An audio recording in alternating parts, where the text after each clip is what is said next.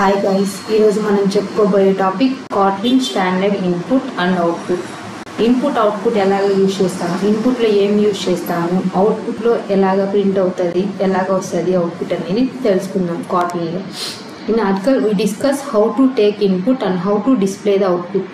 Input ఎలా తీసుకోవాలి, output ఎలా ఇవ్వాలి on the screen in Kotlin use చేసి. Kotlin standard input-output operations are performed to flow on a sequence of bytes or byte streams from an input device. Input device లో ఏమవుతుందంటే bytes కానీ byte కానీ ఇలాగ బైట్ ఆర్ బైట్స్ ఏవైనా use చేసి చేస్తాం.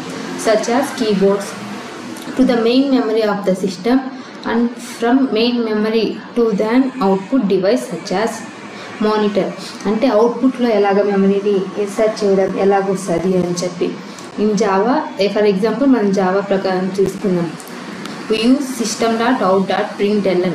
మనము system.out.println నుంచి ఏమైతే మనకు అవుట్పుట్ రావాలి అనుకుంటామో దాన్ని ఇక్కడ డిస్ప్లే చేస్తాం to print output on the screen. But in Kotlin println message is used to print.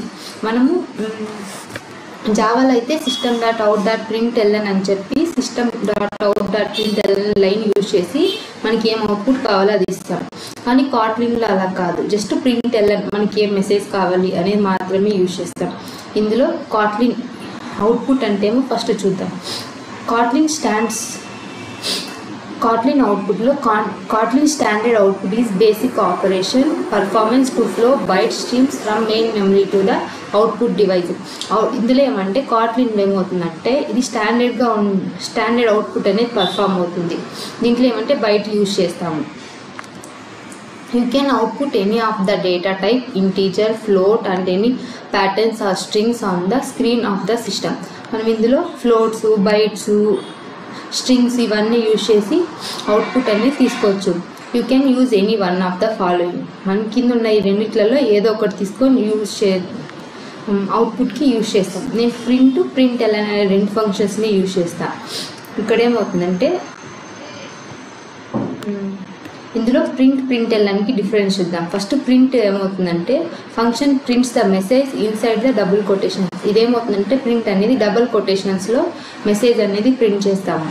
ఇది ప్రింట్ అనేది ఒకే లైన్లో ఫామ్ అవుతుంది అవుట్పుట్ అనేది. కానీ println అనేది ఏమవుతుందంటే prints the message inside the double quotation and move to beginning of the next line. Print అనేది ఎన్ని ప్రింట్స్ అనేవి మనం ఒక ప్రోగ్రాంలో రాస్తే ఆ ప్రింట్ అనేది మొత్తం ఎన్ని ప్రింట్ స్లైడ్స్లో అయితే మనం ఆన్సర్ ఇచ్చింటామో అవి ఒకే సింగిల్ లైన్లో ప్రింట్ అవుతుంది, అవుట్పుట్ అనేది చూపిస్తుంది. కానీ println అనేది అలా కాదు. ఇది కూడా డబుల్ కొటేషన్స్లోనే యూజ్ చేస్తాము. కానీ నెక్స్ట్ అంటే న్యూ లైన్లోకి ఫామ్ అవుతుంది. ఒక్కొక్క println అనేది ఒక్కొక్క న్యూ లైన్లో. ఎగ్జాంపుల్ చూద్దాం. ఇక్కడ ఇప్పుడు println ప్రింట్ తీసుకున్నాం. ఇక్కడ ఏమవుతుంది, Greeks for Greeks, A computer science portal from Greeks అనేది printlnలో యూజ్ చేసాం. అప్పుడు ఇదేమైంది, ఇది ఫస్ట్ println అనేది ఫస్ట్ లైన్లో ఫామ్ అయింది. నెక్స్ట్ println నెక్స్ట్ లైన్ కంటే న్యూ లైన్లోకి వచ్చేసింది.